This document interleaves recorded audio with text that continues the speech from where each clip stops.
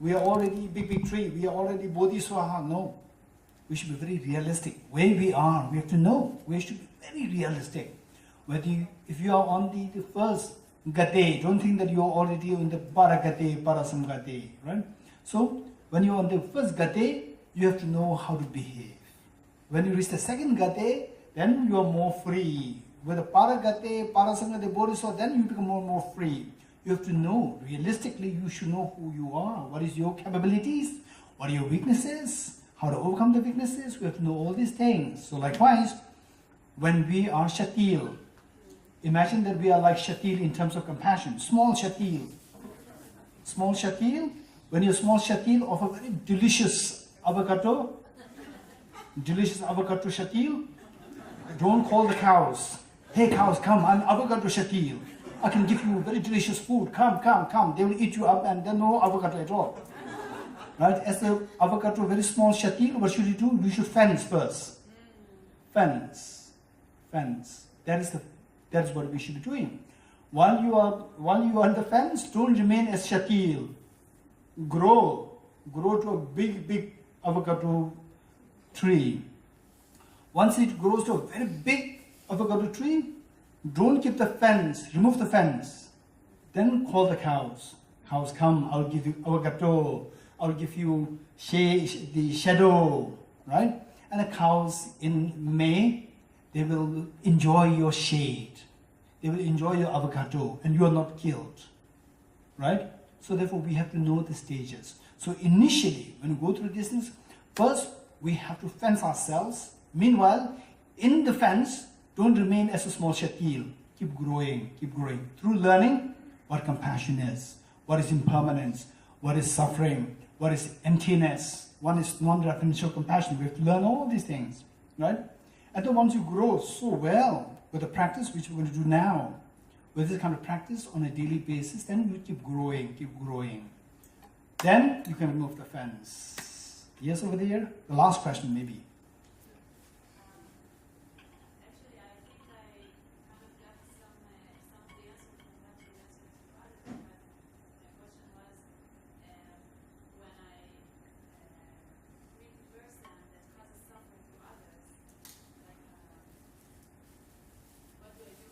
Okay, yes.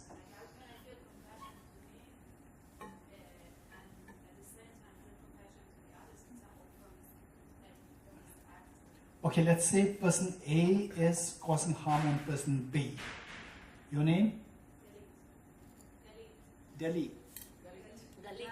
Galit. Okay, say person A is harming person B, and Galit is a third person. Galit sees person A harming person B, and then how can Galit feel compassion towards person A as well as to person B? Right? Person B is suffering, Galit will feel compassion. But person A is not suffering, he's creating suffering on Galit, the person B. Person A is the perpetrator, and person B is the victim. So we can have compassion towards the victim, but how can we have compassion towards the perpetrator? This question. Okay, so there it is. Okay, now 2 points. One from a very secular point of view, and one from the law of karma point of view. Very secular point of view. This person who is perpetrating, the perpetrator who inflicts pain on person B, the victim. This person who is inflicting pain on the victim. So this person, if you don't stop this person from doing this harm, this person will build a habit. This person will do the same thing to another person C. That way, this person A, person C may not be a soft person, maybe equally aggressive person. Then two will end up fighting. Both of them may die. Right? If you have stopped the first person, if you have taught a lesson to the first person during the first incident, then the person A will learn a lesson. Person A may not behave the same way with person C. And you could have easily saved person C and person A both through your act of, whatever measure that you take to teach a lesson to the person A that this should not be how you should behave. Right? Whereas oh, now this is happening like this. Then if you let it happen like this, then the person A will die. Person A may die the next moment with the conflict with person C. So that way, even this act of stopping the person A from harming person B can come out of compassion towards person A.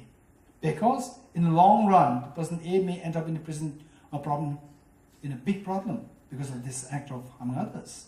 Right? So that way, this is from the point of view of mundane sense. This is how the parents should treat their children. Parents should, be mindful. Say, if your child is always abusing other children, you must let the child stop doing that.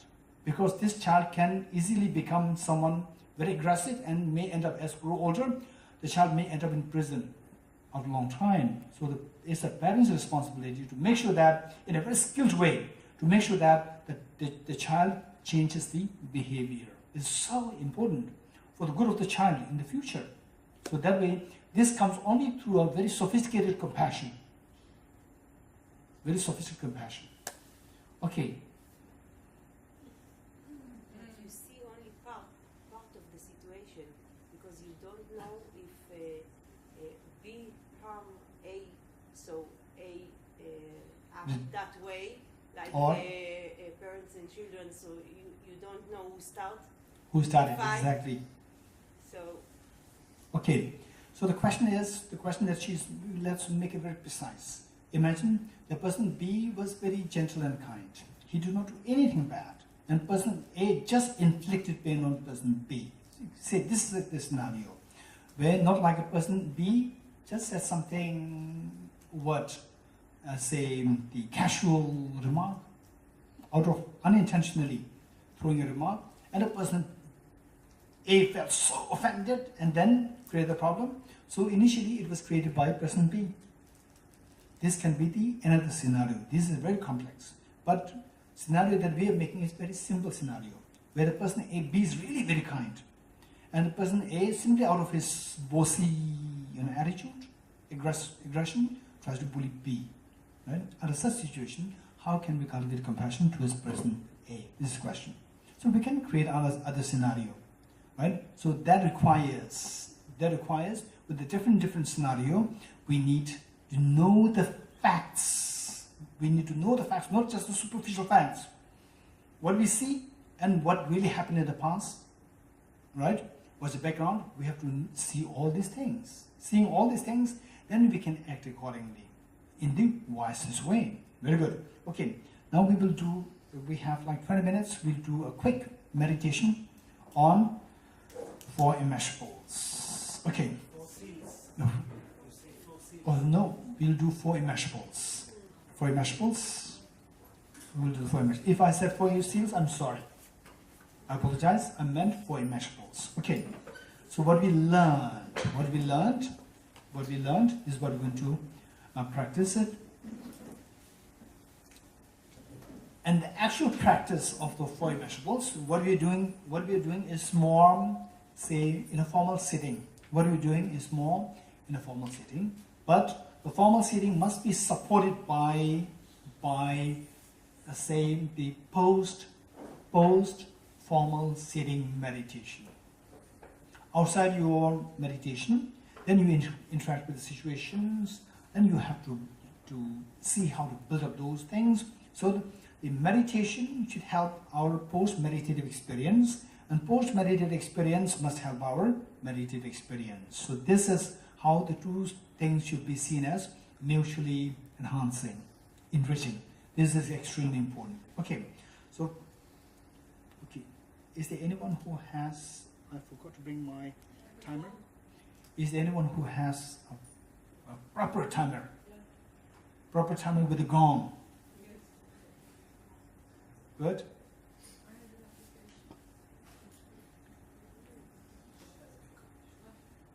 Let's see.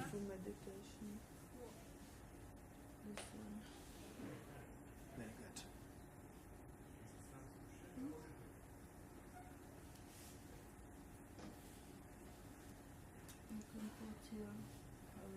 Okay, let's say 5 minutes. 5 minutes. Is it beautiful gong or just tick, tick, tick, tick? No, it has a gong. Beautiful gong. Yeah. Okay.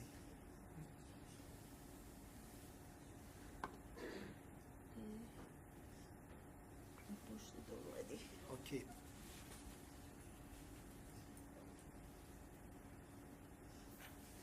It's already.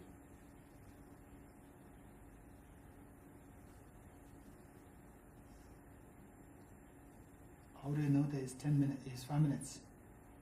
Because It's 5 minutes. Okay, we cannot see this. Okay, are ready? 5 minutes. 5 minutes is breathing meditation. 5 minutes breathing meditation, followed by another 15 minutes of the practice of the 4 immeasurables. But today we'll do the practice of the 2 immeasurables. 2 immeasurables. If time allows, we'll do the 4 immeasurables. Otherwise, we'll do 2 immeasurables. Before that, we'll do 5 minutes of breathing meditation. Right? Okay. For the meditation, what we do is that, of course, you already know. How many have no clue of how to do meditation? Just raise your hands. How many of you no clue? How many of you have no clue of meditation? Okay. I'm not going to give. Given that you somehow all of you are connected with meditation, I'm not going to give any instruction. The only warning that I like to give you is that body should be upright. This is extremely important. Body should be upright. And the eyes should not be closed. Eyes should not be closed. Okay, these 2 things I like to reiterate. And another thing I like to reiterate is that your mind must be freed. Okay, 4 points to keep in mind. 1 is body posture. Done. Number 2 is focal point. Whatever meditation that you're exposed to, do that. Number 4, very important. Number 3 is identifying the errors of meditation. Identifying the errors, meaning mistakes of meditation. Number 4 is applying the remedies to overcome the errors. These 2 things are very important. Errors, there are 2. One is mental excitement, where your mind starts getting scattered here and there, and the other one is mental laxity, where your mind feels heavy, lethargic, sloppy, feeling like dozy off, dizzy, hazy, and so forth. Okay, so one is known as mental excitement, and the other one is known as mental laxity. So how to overcome the 2? Remedies to be applied. 2 remedies. Introspection and mindfulness. Introspection is where you keep an eye on your own mind to see whether your mind is getting distracted or whether your mind is in lax state and so forth. This is the job of the introspection. When you see that your mind is either distracted or in a lax state, then you apply the second remedy, which is mindfulness. Mindfulness is like the rope. You lost your dog, pet dog, then you go and search for the dog, finally you find the dog. Searching and finding the dog is the job of the introspection. Once you find the dog, the job of the introspection is finished. Next is the job of the rope.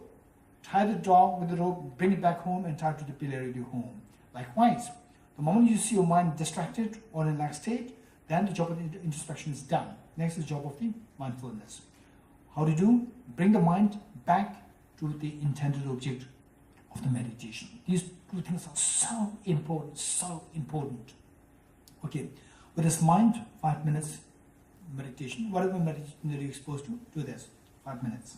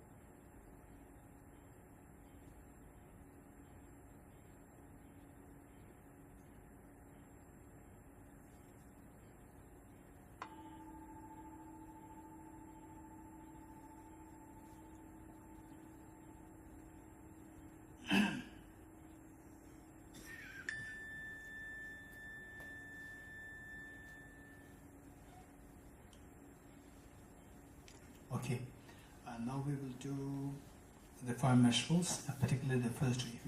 If time permits, then we'll do all 4, otherwise we'll do the first 2. The meditation which we did now, ideally speaking, is known as the single-pointed meditation. Single-pointed meditation. And the one thing that we need to keep in mind is finally that all our problems are rooted to ignorance. We eradicate ignorance, ignorance which is like darkness. In dark, you don't see what is around you. When one is under the sway of the ignorance, we don't see the reality. So just as the darkness can be eliminated by introducing light, it is only through introducing the light of the wisdom that the ignorance can be eliminated. Now, this ignorance, to be eliminated, the wisdom should be introduced. And the wisdom, which is like the light of the wisdom. So this light should have 2 qualities. One is the brightness to eradicate, to dispel the darkness. Number 2, this light should be steady. Not just bright, it should be steady. If it's not steady, it doesn't serve the purpose for us to see things, to read books and so forth. It should be very bright and it should be steady. The brightness is the element of the wisdom, and the steadiness is the element of this single-pointed meditation. So with this very bright, steady, bright light, this has the capacity to overcome the darkness of the ignorance. So what we did now is to bring the steadiness of our mind. Now we need to bring the light, the wisdom. So the wisdom can be created through analytical meditation. So this wisdom, the wisdom of compassion, wisdom of emptiness, wisdom of impermanence, all should be created, all should be brought forth on the basis of the analytical meditation. Thinking. We have to enrich our thinking. Okay. So this part is known as analytical meditation, where we should be very, for the analytical meditation, broadly speaking, there are 2. One is pertaining to the ultimate reality, what connotes the ultimate reality, one. Other one is the one connotes to the compassion element, compassion and the wisdom of the ultimate reality. For the wisdom of ultimate reality, we can be creative, but be always careful to make sure that you go into the proper track. Otherwise, you can go off the track and you can go into all different ways of different kind of philosophical views, and you can end up with no benefit at all. So for the wisdom to see the ultimate reality, it is good to be creative, to be wise, creative, at the same time to go into the proper track, follow the proper track. Whereas for the compassion element, one can be as creative.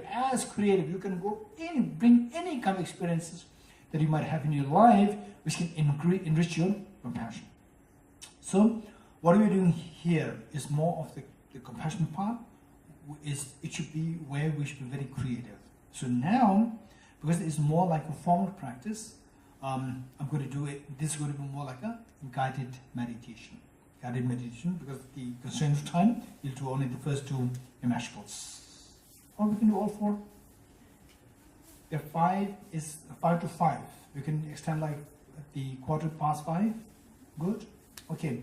So, and then they may be for family gatherings after this.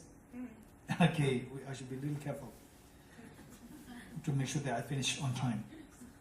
With this, I say we can be as creative. Now for this purpose, it's going to be a guided meditation. I'm going to simply give the guidance, the instructions, and each one of us be in the present moment and try to follow the instructions verbatim. Try to follow the instructions word to word, and try your best, let us try our best to invoke the respective experiences. Invoke the respective experience to the best we can. Initially, I'm warning you, it's going to be very superficial for most of us. It's going to be very superficial, and we may not really agree with what we're doing, right? But it doesn't matter. We start from we start from at least the wish, the desire, aspiration to do this practice, although a little superficial. It will slowly, you do it more, through more training, it will become actual, right? What we started with the superficial experience, we eventually blossom into actual experience. Okay, this is how we should be doing. Okay, with that in mind, let's sit properly. Let's sit properly. Okay, let us invoke the same great inspirations, inspiration of compassion. Okay, let us invoke the inspiration of the very compassionate beings.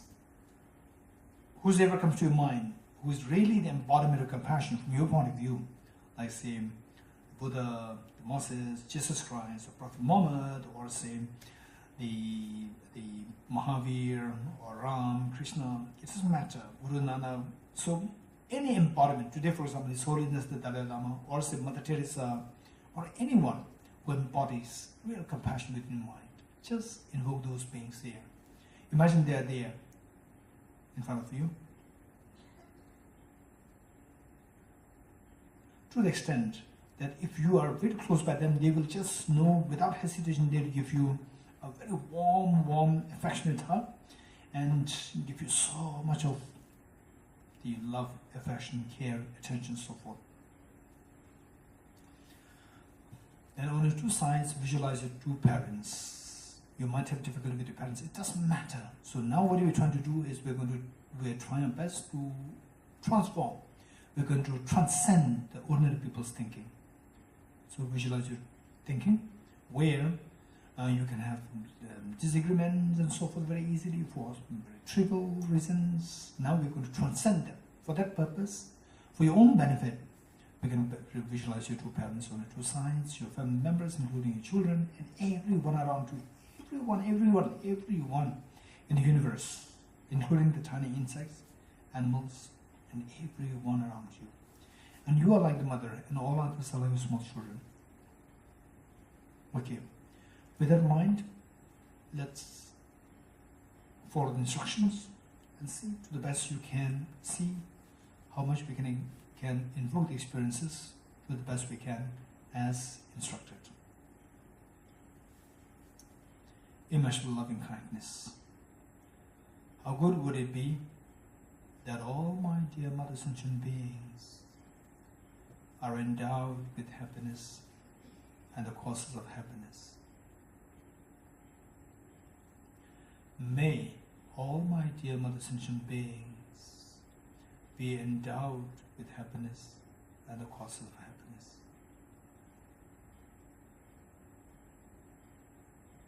I will take the responsibility that all my dear Mother Sentient beings are endowed with happiness and the causes of happiness.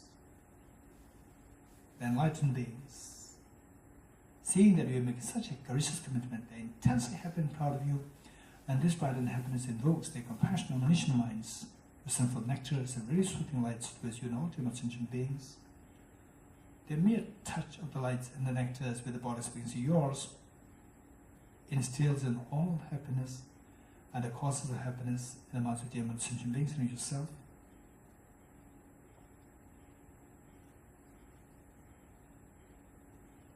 You are witnessing such a miraculous happening to all dear sentient beings. You're intensely happy. Take 3 deep breaths, sound with relief.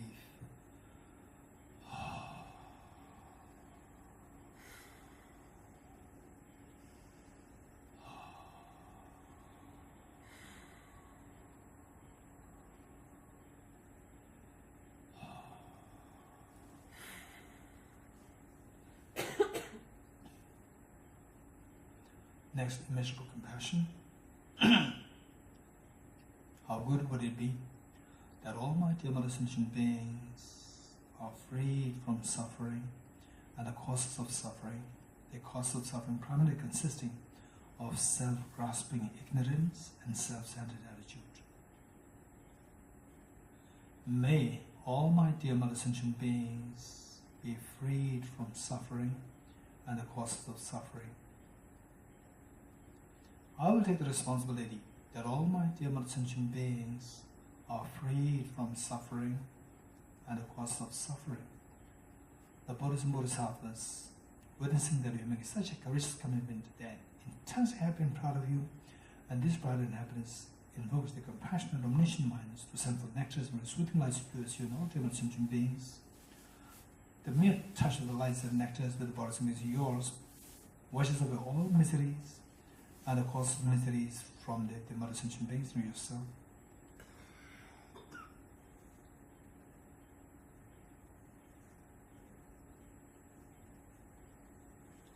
You're witnessing such a miracle is happening to us all of the sentient beings.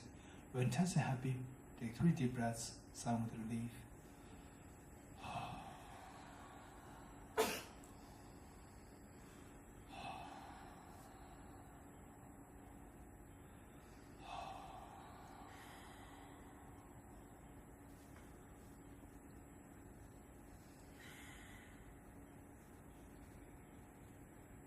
Next, immeasurable joy.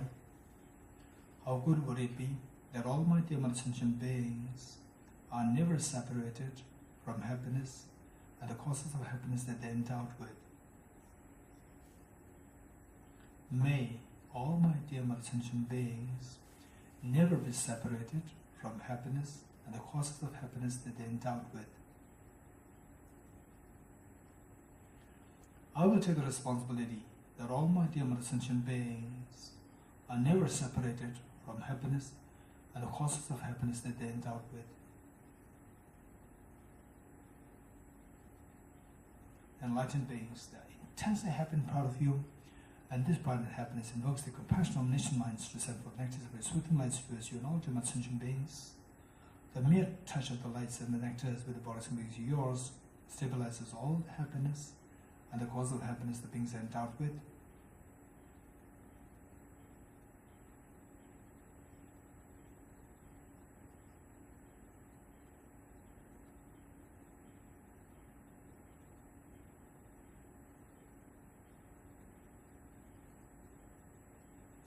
You are witnessing such a miracle is happening to us all the dear sentient beings. You are intensely happy. Take 3 deep breaths, sound relief.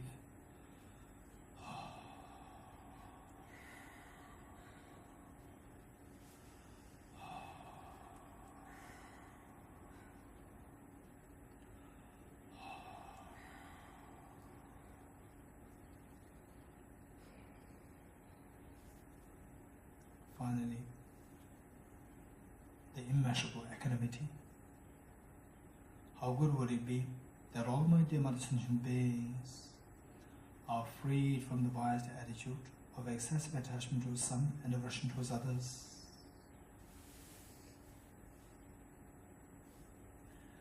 May all my dear sentient beings are freed from the biased attitude of excessive attachment towards some and aversion towards others, and instead abide in the great state of equanimity, embracing all other dear sentient beings with tremendous love and affection, leaving none aside. I will take the responsibility that all my dear sentient beings are freed from the biased attitude of excessive attachment towards some and aversion towards others. Enlightened beings, so intensely happy and proud of you, already having made this commitment, the great commitment. This, the intensity of love and affection that they feel, invokes their compassionate omniscient minds to send for nectars and soothing lights towards you and all dear sentient beings.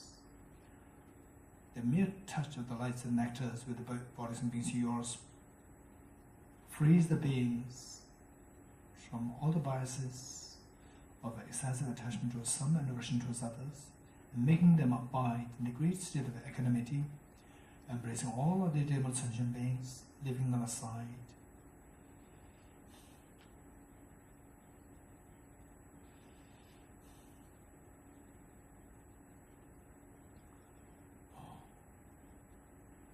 You are witnessing such a miracle is happening to us all the dear sentient beings.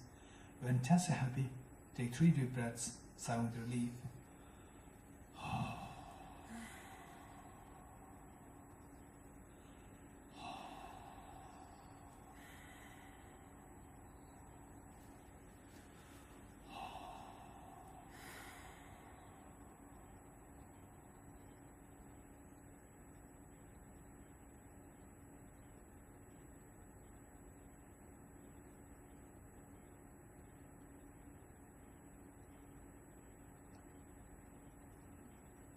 Thank you, good.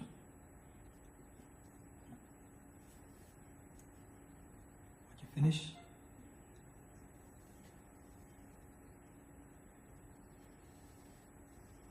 What you see tomorrow?